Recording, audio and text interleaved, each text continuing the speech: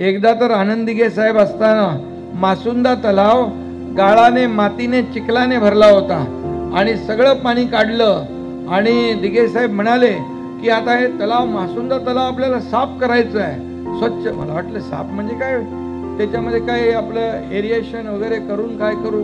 ते म्हणाले नाही नाही, पूर्ण खोदून माती काढायची ह्याच्यातली.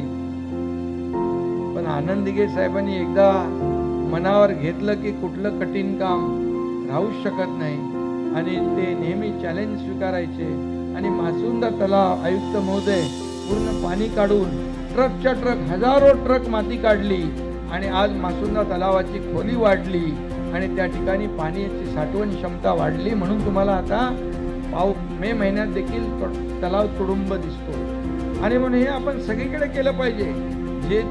जेवढे तलाव आहेत हे उन्हाळ्यामध्ये मे महिन्यामध्ये जेव्हा कमी होतं पाणी आटतात तेव्हा पूर्णपणे त्याचं ड्रेजिंग केलं पाहिजे आणि ते खोदलं पाहिजे, त्याची साठवण क्षमता वाढवली पाहिजे. तुम्हाला 12 महिने त्याच्यामध्ये पाणी दिसेल आणि लोकांना देखील त्याचा आनंद घेता येईल.